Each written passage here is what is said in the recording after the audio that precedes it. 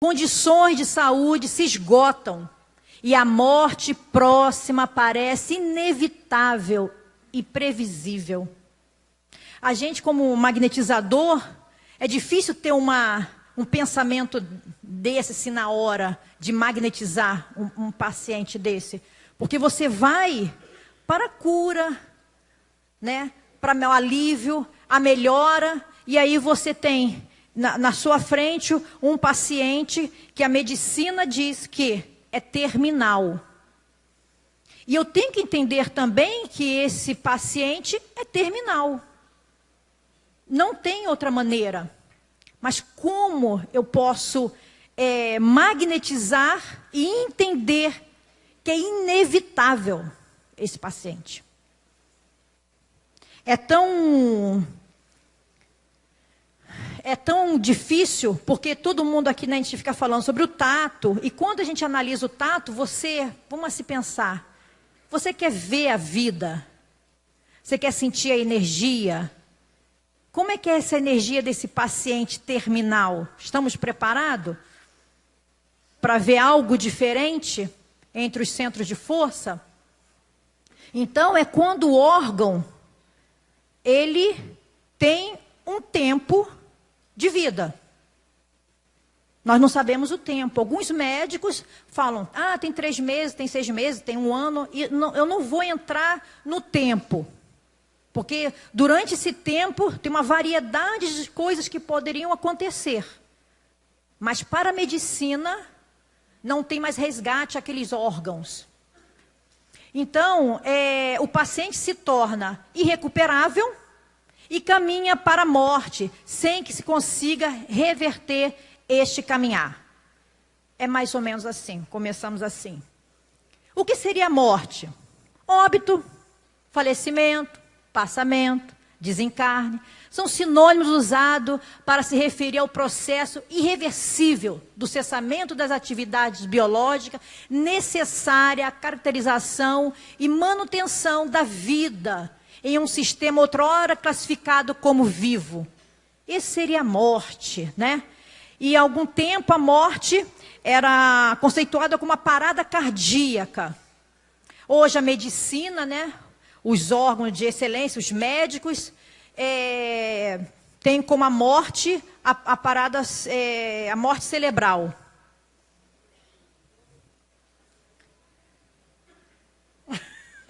Estou olhando para o médico.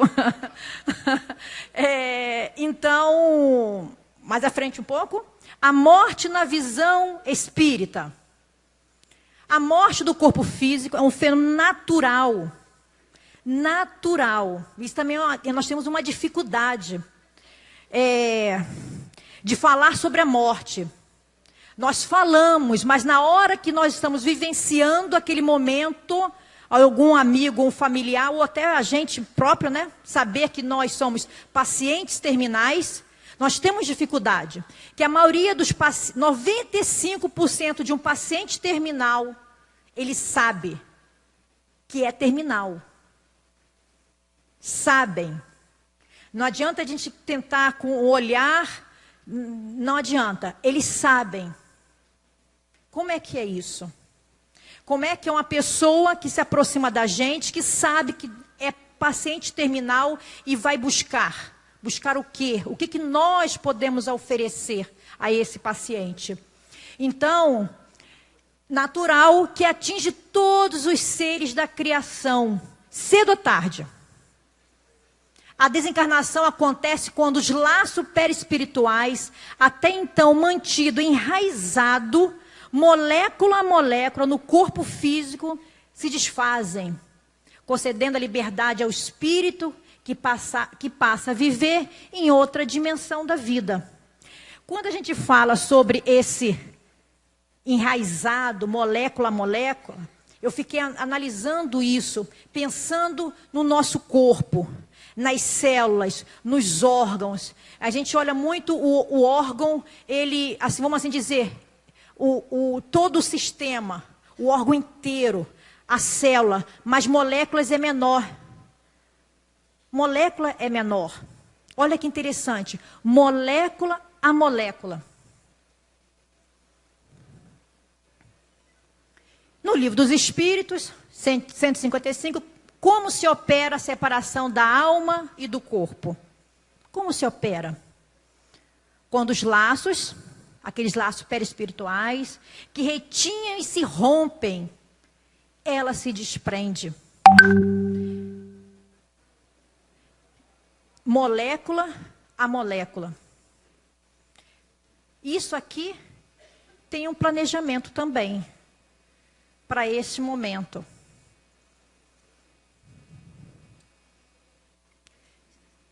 Livro dos Espíritos, 155A. A separação se dá instantaneamente por brusca transição? Não. A alma se desprende gradualmente. Não se escapa como um pássaro cativo, a que se restituía subitamente à liberdade. Eu achei tão bonito que até assim, quando eu comecei a ler, eu fiquei empolgada para morrer. Vou liberar, né? Pássaro cativo. Né? Não é lindo? Fiquei imaginando, né? Porque a gente tem esse medo da morte, né? Eu não imaginei esse pássaro cativo. Eu penso outra coisa. Eu penso numa prisão, eu tentando me agarrar, né? Então, nesse momento, é o pássaro. Aqueles dois estados se tocam. A vida e a morte. Elas se tocam. E confundem. De sorte que o espírito se solta pouco a pouco dos laços que prendiam. Esses laços se desatam, não se quebram. A morte, no meio espírita, ele diz que a morte é o momento do que o corpo físico perde toda a sua vitalidade. A morte do corpo físico. E alguns falam que o desencarne é a hora que a quebra se desprende o espírito. Corpo físico, a hora que quebra o laço, que o espírito tem a liberdade. Escutei falar sobre isso também, achei interessante sobre isso. Mas eu fiquei analisando, então, como é que seria isso, né? A gente morre, será que a gente desencarna? Né? Também analisei. Porque morrer, o corpo físico finaliza. Morreu. Mas será que nós desencarnamos? Porque nós desencarnar, você tem que fazer o quê? Romper todo esse laço material. Esquecer. Viver a vida espiritual. Será que, por exemplo, no meu caso, será que a André está preparada aqui a desencarnar e aí esquecer os meus sentimentos? Pegado à família, a filhos, amigos, a casa, ao M, ao Cleves. Vou deixar não, viu? Vou deixar não. Não, na hora que, né? Não posso, né? Se eu desencarnar primeiro, tem que ficar ali com ele, firme. Pois é. É desta maneira, né? Que a gente... Então, será que nós realmente estamos preparados a desencarnar e encontrar...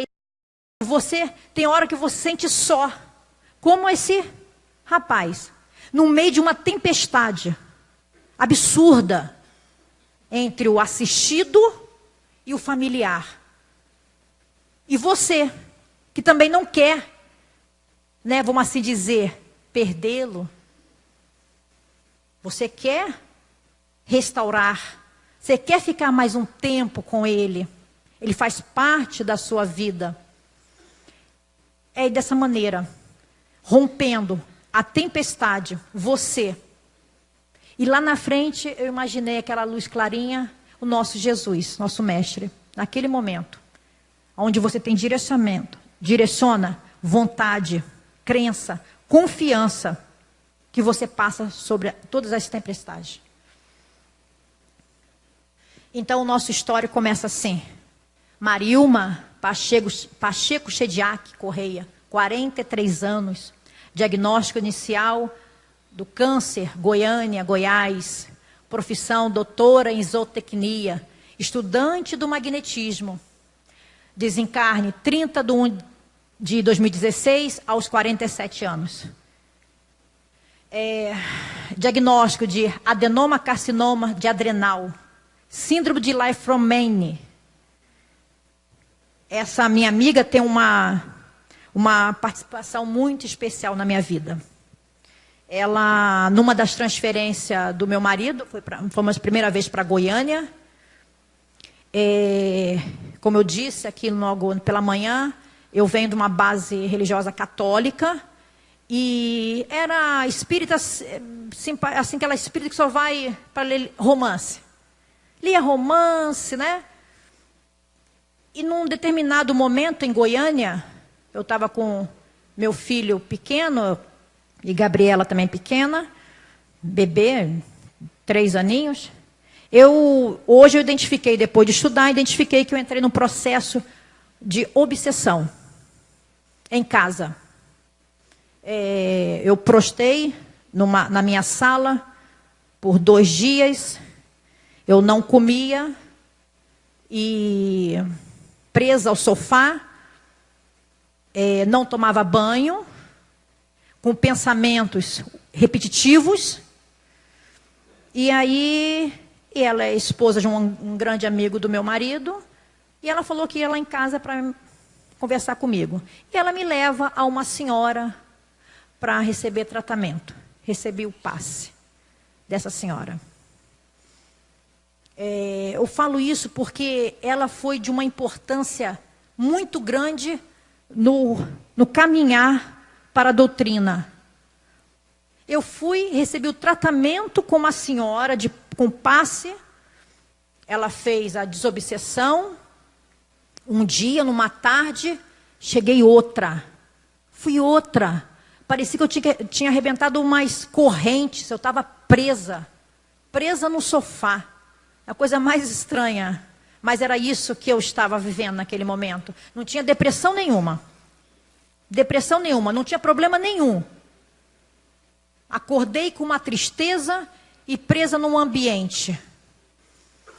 E essa mesma senhorinha que me aplicou esse passe e fez o primeiro socorro, ela falou que a única coisa que eu tinha que fazer era aplicar passe. Eu nunca tinha feito curso de passe. E aí ela me colocava para magnetizar as águas que ela tinha na casa dela. Olha como é que as coisas parecem um quebra-cabeça, né? Então ela tem um papel muito importante na minha vida. Foi o início de tudo. Uma grande amiga, uma irmã. E quando ela estava com 43 anos, quando deu a diagnóstico, eu não estava em Goiânia, eu estava em Natal. Quando ela me relata sobre isso, sobre esse carcinoma de adrenal, eu achei que assim, queria vencer essa barreira. Iria fazer tratamento, mas iria curar.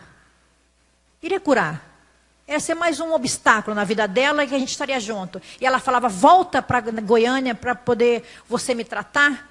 E eu sabia que eu estava para retornar para Goiânia, porque era uma das transferências do Cleves.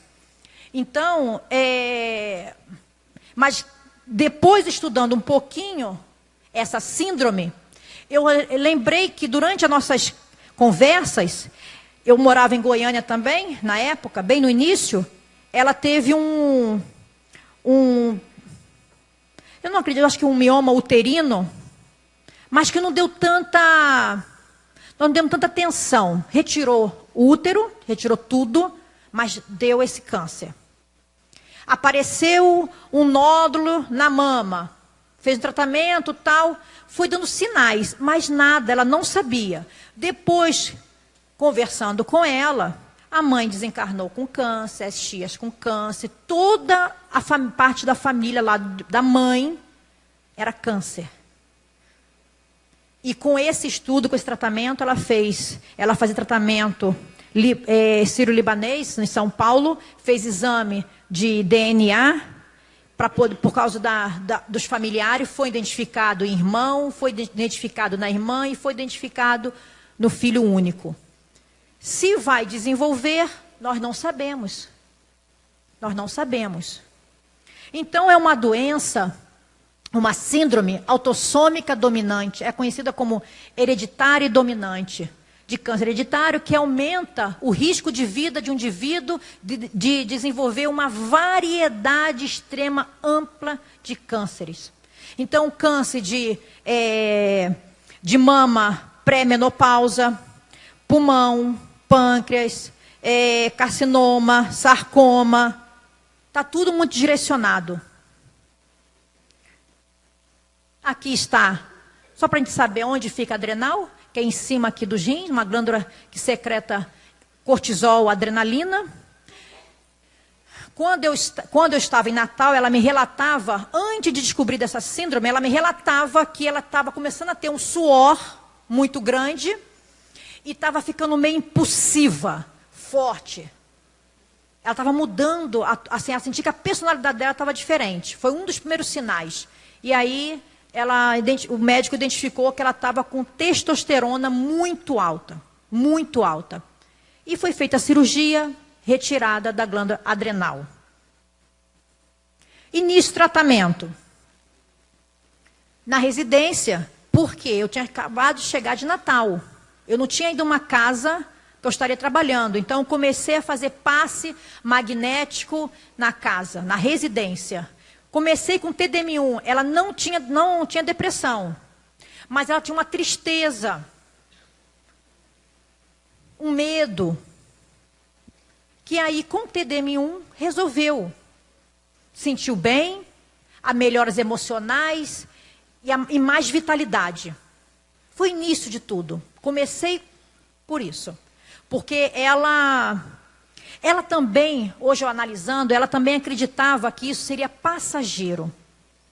Iria curar. Então, estávamos juntas. O que a gente faz? O que eu fiz durante esse tratamento? Todos esses anos. Sistema imunológico, que todos nós aqui conversamos, né? Foi sempre, todas as vezes, com doações intensas. Fazia muito tratamento no timo, externo, bacia, fêmur, bastante. Fígado, rins, parte de filtragem. Ela recebia muita medicação, tanto químio, rádio e remédio oral. Então, eu sentia pelo tato que tinha ali o fígado e os rins, ele estava sempre numa batalha, vamos assim dizer. Trabalhava mais, necessitava mais dele, as células. Então eu fortalecia fígado e rins, sempre. Liberação de endorfinas, porque ela sentia algumas dores na parte abdominal, pelo frontal, ativava, hipófise. Hoje nós também já falamos aqui sobre a liberação de endorfinas. Muito bom, porque todas as vezes que liberava essa endorfina, ela tinha o quê? O alívio, a melhora. Ela dormia à noite. Arrastamento naquele local das dores, a imposição com longitudinais, levando para a extremidade. Fiz isso também. Nós tínhamos uma conversa muito direta. Ela era uma doutora em zootecnia, mas quem olhasse, conversasse com ela, era uma médica. Ela entendia, o pai era médico, família de médico, irmãos, sobrinhos. Então eu conversava, tudo que eu fazia, ela falava, o rins é assim, André, o fígado é assim. Ela foi me ensinando. Foi me ensinando tudo. Arrastamento, encapsulamento dos tumores. Ela sabia, ela falava onde estava, qual era o quadrante. Ela tinha todos os exames, então ela falava, era aqui, é aqui, é aqui, está nessa altura aqui. Então, não só pelo tato, ela mostrava o local para que eu pudesse trabalhar diretamente naquele local. Mas para que a gente fazia o encapsulamento? Só para encapsular e deixar? Né? Não. A gente cauterizava. Fazia com que cortasse as irrigações de alimentação àquele tumor para que ele não crescesse, não se alimentasse. Era isso que tinha na minha mente na hora de fazer o passe. Cauterizar e queimar para que nada o alimente. Sopro quente. O sopro quente, eu encostava realmente a boca. Fazia ativante próximo de encostar. Toque nos lugares aonde sabia que estava o tumor. Doações nos centros vitais. Todos, um por um, doava em posições circulares, doações intensas. O que eu sentia? Que ela sugava muito. Se eu aplicasse passe nela todos os dias, eu sentia que ela estava precisando de fluidos todos os dias. Era uma carência. E dispersivos, muitas dispersões, e principalmente dava um resultado muito bom, sendo calmante, até mais que o ativante. Dormia melhor, diminuiu as dores, algumas vezes relatava não senti-la. E uma das coisas que mais me preocupou com a nossa irmã foi o seguinte: ela estava tão bem que as pessoas não identificavam ela com câncer. Um câncer grave, terminal. Bem, então as pessoas tratavam ela assim, normal, e ela não sabia que ela estava passando um problema tão sério emocional, mas a fisionomia forte e bem. Imunidade controlada durante a quimioterapia e a radioterapia. Porque ela me relatava: André, eu vou tomar a quimio tal, não sei o que tal, vai me dar coceira, vai dar não sei o que no intestino, o cabelo caiu, meus olhos vão ficar irritados, eu vou perder a unha, vai ficar frágil. Ela relatava. Mas não aconteceu nada disso. Nada disso. Estabilização dos sítios tumorais. Isso que era que te mais acompanhava. Pelo o local, o tamanho, e ela demonstrava. Não cresceu de tal mês, tal dia, tal dia. Diminuição de um tumor no peritônio, que isso foi uma festa para a gente. Quando ela chegou com esse exame, ela me chamou para ir para a casa dela, tomar um café, né? E falar sobre essa vitória, porque cada coisinha que acontecia era uma vitória intensa, então a gente comemorava. Nenhum momento desapareceu o tumor. Nenhum momento eu posso falar para você assim: esse tumor da tal área sumiu. Não sumiu. Não sumiu. E a alimentação dela, normal, saudável, mas comia de tudo. Internação, 14 de janeiro de 2016. 15 de janeiro, passe. Fui o primeiro passe no leito. Agendamos passes em dias intercalados. E foi muito interessante para esse trabalho, porque na mesma época, uma assistida nossa, o bebê ela era gestante, nasceu com 7 meses e meio. E sem hidrocefalia e microcefalia. Então, eu tive que aplicar passe também no hospital, aquele bebezinho. Então, eu intercalava. Por que isso? Porque eu ficava procurando desse bebê os mesmos pontos da Marilma.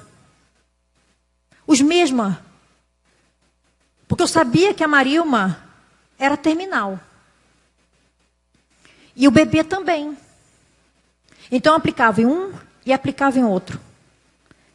Eu não sei como relatar para vocês, assim, falar assim: que sentimento é esse? Que sensação é essa? O que eu posso dizer para vocês, que as duas, mesmo um bebezinho pequenininho, ao aplicar o passe, eu não via vitalidade. Isso te aperta o coração. Estava vivo, mas eu não sentia vitalidade. Paciente apresentava-se lúcida, sempre lúcida, com dores abdominais, hipoglicêmica. Essa parte da glicemia, que ela ficou hipoglicêmica, é uma coisa impressionante. Porque se diz que tem baixa de glicose a partir de 70. É isso, doutor? Não? Bebê também? Isso, 70. E ela estava chegando a 30, a 40, a 20.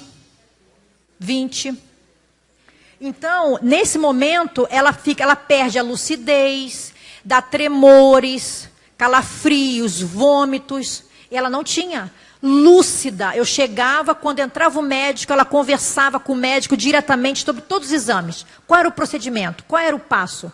Normal, lúcida.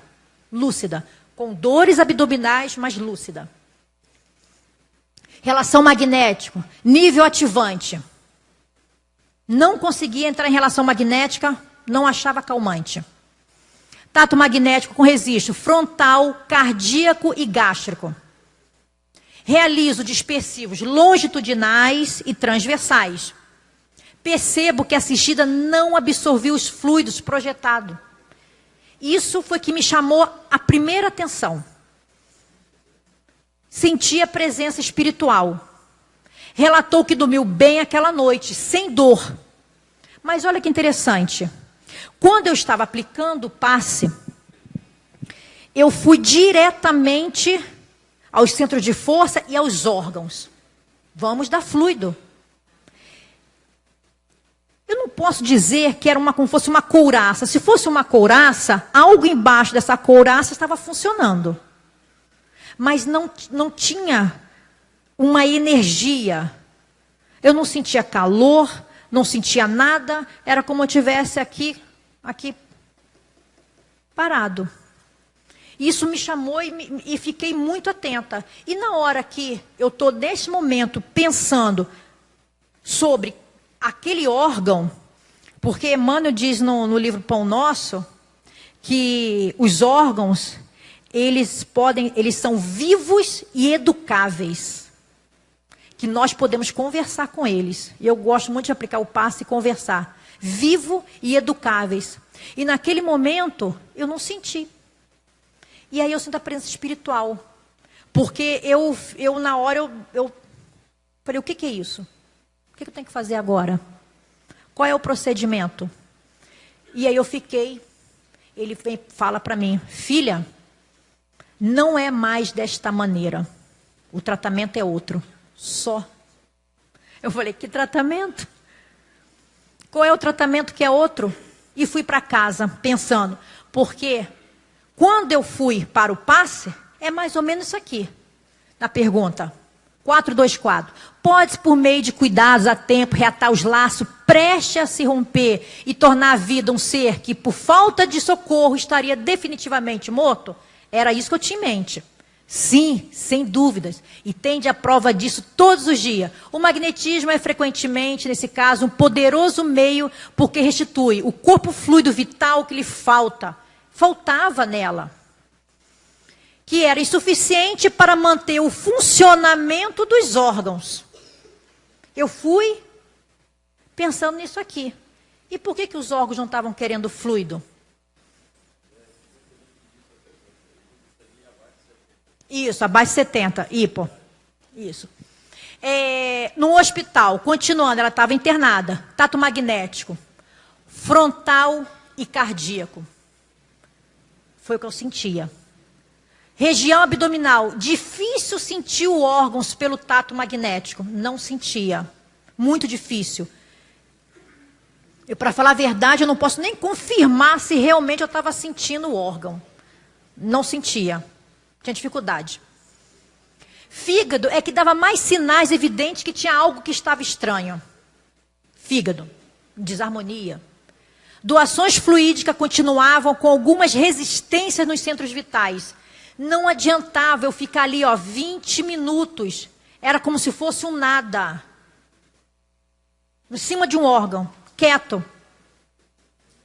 Parada. Era como não acionasse a minha usinagem e ela estava ali, parada. E eu doando. Percepções semelhantes em outros assistidos. Eu vou fazer esse link, porque como passou pela gente vários assistidos, que também foi paciente terminal e desencarnaram, todos eles nós fizemos aqueles procedimentos, que era o sistema imunológico, o rins, o fígado, tudo. Tudo relatou a melhora. Tudo. Acompanhei desencarne que que desencarnou em casa também, com os familiares, tranquilo, sem dor, não estava nem no hospital. E interessante porque, eu gostaria de relatar uma coisa aqui, porque como eu estava com esse trabalho para montar, em janeiro e fevereiro, né? Meu pai adoeceu, grave, foi para o Rio. E aí, chegando no Rio, eu já fui pensando, desencarna. Desencarna. Insuficiência cardíaca grave. Uma erisipela que eu nunca tinha visto uma coisa dessa. A erisipela bolhosa, que é uma das formas mais graves, que vem até aqui em cima. Feridas enormes. Ele é magro, ficou como tivesse com 100 e poucos quilos. Rins parando de funcionar. Extremamente inchado, não se alimentando. Fígado. Quando eu olhei meu pai, eu falei, agora tem que ser forte mesmo. Agora você tem que ser forte, socorrer o velho, né? E fazer tudo. Algumas vezes as pessoas perguntam assim, mas Andréia, quando você aplica passe, quantas porcentagens é você e quanto é a espiritualidade? Eu falei, não sei. 100% eu tenho que fazer, Andréia. Eu tenho que ter certeza que 100% de tudo que eu sei e o que eu posso fazer tem que ser 100%. Eu tenho certeza, se for a espiritualidade amiga que nos acompanha, que está ali direcionando tudo aquilo, ela vai dar 100% também. Simplesmente, eu fui fazer o tato no meu pai. Inchado absurdamente. E quando eu comecei a fazer o tato, meu pai respondia aos centros de força, respondia às percepções, às doações. Fui lá nos membros inferiores, porque se desliga primeiro pelos membros inferiores, os secundários, não é isso? Os relatos, né? Calcanhares. Fui sentir, meu pai ainda sugava intensamente. O passo do meu pai quase me quebrou. Ele me deixou frágil. E eu doando energia. Senti o meu pai. Isso me deu uma alegria, mesmo sabendo que o quadro dele era muito grave. Mas ele respondeu o passe. Nesses casos, não respondia. Não respondia. Mas todos eles tiveram o alívio da doença. Das dores, dos sintomas. Todos. Assistida oscilava lá no hospital, né? Oscilava o quadro clínico. Dia 25, 26, 27. UTI. Lúcida. Foi para manter. Porque a glicose muito baixa não estabilizava. Precisava ficar estabilizada. Lúcida. Entrei para a UTI para aplicar o passe. Isso também nós temos que ter bastante consciência que nós podemos entrar na UTI. Podemos sim fazer um belo trabalho no hospital. Hospital. Então, naquele momento, existia alguns hospitais têm uma barreira. Quando eu cheguei para aplicar o passe numa assistida que também desencarnou, que não sendo ela, tinha um padre e um pastor. Aí chega a espírita, né? A espírita de calça jeans, né? O pastor todo de terno, o padre com aquela... né? Eu fiquei acanhada, mas firme. Nós não temos carteirinha, né? Na hora que se negar, eu vou atrás para saber o porquê.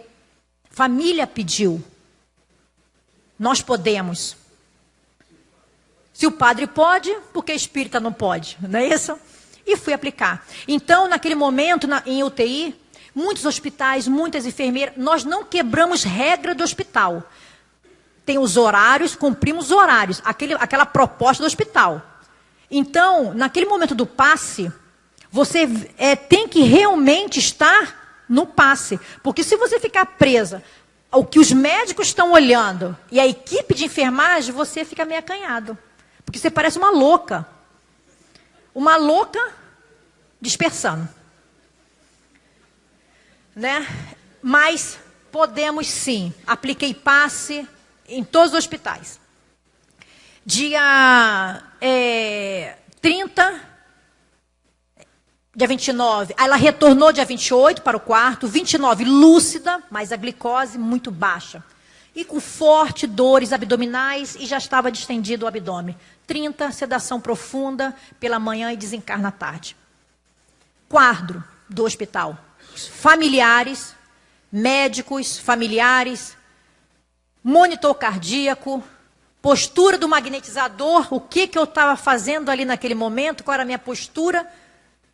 Eu fui chamada, todos já estavam ali, e a família católica e ela espírita. Todos respeitaram aquele momento dela. Ela queria que eu estivesse ali, para o passe. A prece, porque naquele momento eu reparei que não estavam chorando. Devia ter uns 10 ou 12 pessoas naquele quarto. Estava chorando. A música. Era essa música na hora do desencarne, que o filho, o único filho, chega próximo, e eu aplicando o passe, ele pergunta, posso colocar a música que minha mãe mais gostava? A Barca. Tudo a Berache da praia. Nesse momento, não conseguia pegar o cardíaco, o coronário, por causa da maca, da cama. Senti frontal, leve o cardíaco. Nenhuma percepção gástrico, esplênico, genésico e secundários. Nenhuma. Daqui, nada. Nada. Cheguei a encostar a mão para ver. Gelada. Não sei se gelado por causa do quadro clínico, ou se era do desligamento, mas estava gelada. O que eu fiz? No livro de Chico Xavier, tem no Mensageiro, capítulo 50, eu acho que é isso, tem falando sobre o desligamento dos membros inferiores, de baixo para cima. Esse é do Fernando, o desencarne do Fernando. Relata dessa desencarnação dos calcanhares. Eu não tive condições de fazer calcanhares de baixo para cima. Não tive. Eu não queria, naquele momento eu tive uma sensação de eutanásia. Eu falei, não vou fazer dessa maneira, eu vou fazer o que eu acredito do dispersivo, que pode quebrar aquela atração do centro de força e ser um instrumento naquele momento. Eu não queria, não queria desligar. Eu não queria desligar. Então eu fiz só dispersivos, não de baixo para cima. Do alto para baixo. E me limitava aqui, até o gástrico. Algumas vezes eu fazia pequenos longitudinais cardíacos, alterava o monitor. O monitor ficou na minha frente. Então ele apita, ele tem uma luzinha que quando está verde ainda está tendo batimentos e a respiração. Eu acompanhava. Foi um momento mais difícil. Porque naquele momento que eu estava aplicando, que eu sabia, e aquele monitor me mostrando que estava com 20 de batimento, eu falei, é o momento. Eu comecei a pensar em mim, eu falei, Jesus, mas por que eu estou aqui? Qual é o propósito? Eu não tenho força para isso não, eu não quero isso não. E aí me vê aquela força e fala, você está pensando em você nesse momento? É nela. E aí eu falei, isso, o momento é dela, não é meu. E eu comecei a falar com ela, diretamente. Os primários e os secundários. Primários porque estão diretamente ligados aos órgãos vitais. Os secundários não estão. Se desligam, então, primeiro, os secundários. E os outros estão ligados diretamente a plexos nervosos, diretamente ao coração, fígado, pulmão, cérebro. Perdemos perna, mas perder um coração fica meio difícil, né? Nervos. Eu sabia disso, né? Naquele momento. Então vamos lá. Quando eu estava aplicando o passe, sabendo daquele momento e olhando ao monitor, e todos em prece, não estavam chorando, simplesmente eu conversava, tentei não chorar, mas chorei, de não fazer barulho, mas da lágrima escorrer, de molhar, e falando diretamente com ela, porque há uns dias atrás eu tinha falado para ela, não fique triste, hoje à noite eu vou estar aqui, a gente vai andar por esses corredores do hospital, nós vamos com uma roupinha de enfermeira, vamos aplicar passe magnético em todo mundo. Vou vir aqui à noite. Nada de ficar deitada na cama. E aí eu sentia que era o final. Quando eu estava naquele momento pedindo a Deus que, ao mesmo tempo que finalizasse, mas que não finalizasse, eu queria ouvir a Marilma. Eu queria ver o olhar. Queria ver o batimento, queria ver o sorriso que era dela, né? E não tinha mais. Quem era essa pessoa que estava ali, da minha idade? Né? Então, eu tinha aquele momento do ouvir com a alma, não ouvir a matéria. Eu queria que ela falasse comigo, né? E eu senti que ela, naquele momento, a gente conseguia trocar informações da nossa conversa. E eu falei para ela, eu perdi minha mãe com 15 anos, dormindo ao meu lado. Eu tinha 14 para 15 anos. Sobrevivi. Seu filho tem 20 anos, vai sobreviver. Não ficamos para semente, mas deixamos sementes boas. Seu filho é uma semente. Porque mãe se apega a filho. E quando ele faz isso, eu sinto que ela mais se desprende. Quando eu estava no momento meu e dela, no que eu fecho os olhos, eu não me vejo mais no quarto. O quarto, quer dizer, não me vejo naquele local. Era um quarto, não tinha mais os familiares, estava ela sentada, eu não fazia parte daquela tela.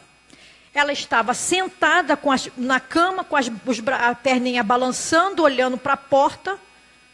E eu olhando aquilo, rápido, é muito rápido. Ela já estava com o cabelinho compridinho. Obrigada. E aí foi a resposta que a espiritualidade me deu para que eu pudesse depois superar o luto.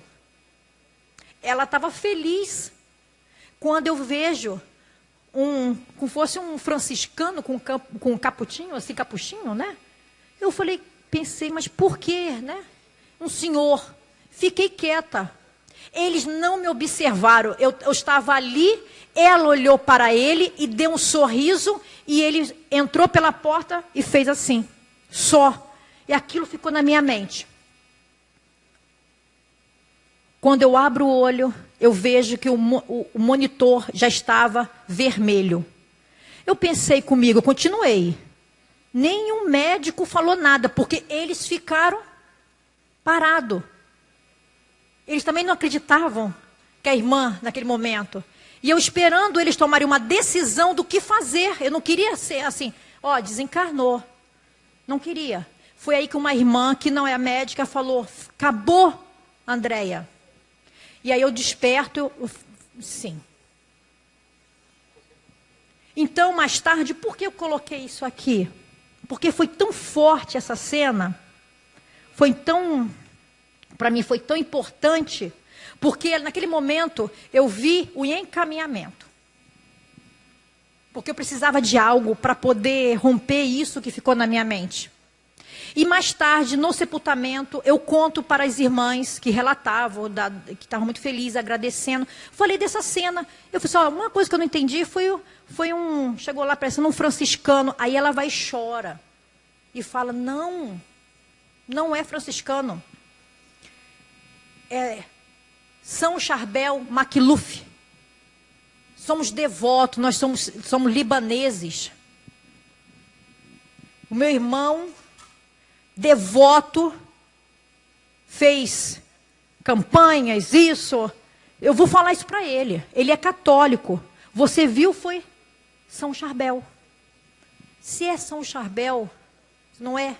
Mas quando fala, dentro do meu coração, eu sinto que era esse amparo da Marilma. A Marilma foi espetacular. Espetacular. Boa. Estudiosa, mãe. Trabalhou no movimento espírita.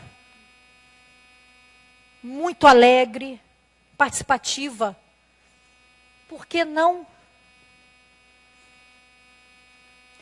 A morte dela se encaixa muito na morte que eu vejo de Dimas, obreiro da vida eterna. Ele fala sobre um desligamento no plexo do vegetativo, desliga o nervo vago para perder as vísceras. Marilma já não tinha gástrico. Cardíaco, a parte do sentimento, sinto que ela estava presa. Na hora que bota a música que o filho fala, eu sinto que ela se desliga. E a parte mental, por último, porque ela ainda estava vivendo aquele quadro que eu vi, é como a mente dela ainda estava levando ela para aquele momento, então a mente estava viva, era o espírito. Era isso aqui, houve um preparo do local, o preparo, o desligamento e o encaminhamento, as 3 fases do desligamento. Venci meu horário. Para finalizar, reforçar a fé, é a minha conclusão desse trabalho. Reforçar a fé. Porque uma das coisas principais que eu aprendi com todos os pacientes terminais é não dizer, você não tem fé. Tenha fé. Tenha fé. Naquele momento, é uma facada.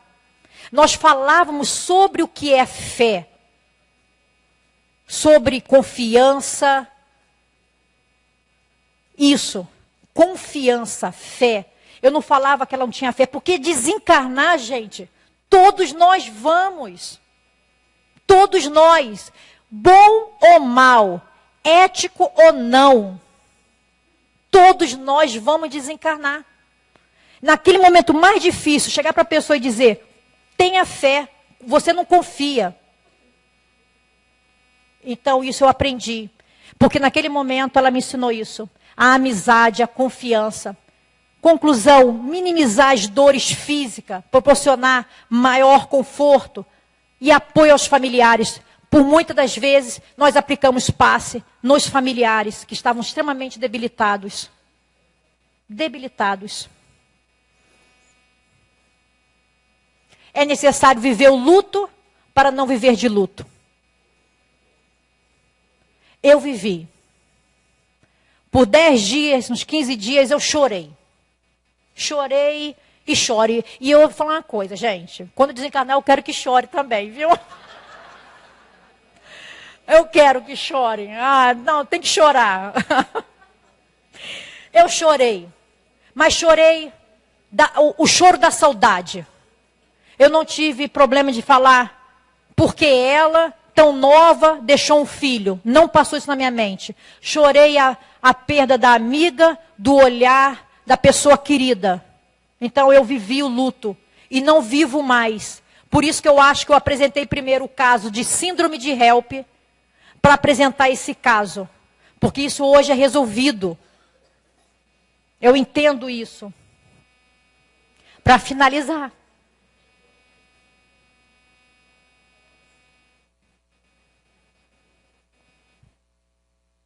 Em Natal.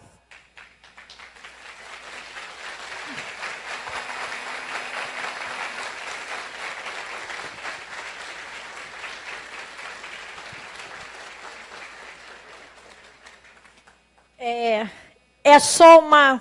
Eu gostaria de falar algo para ela.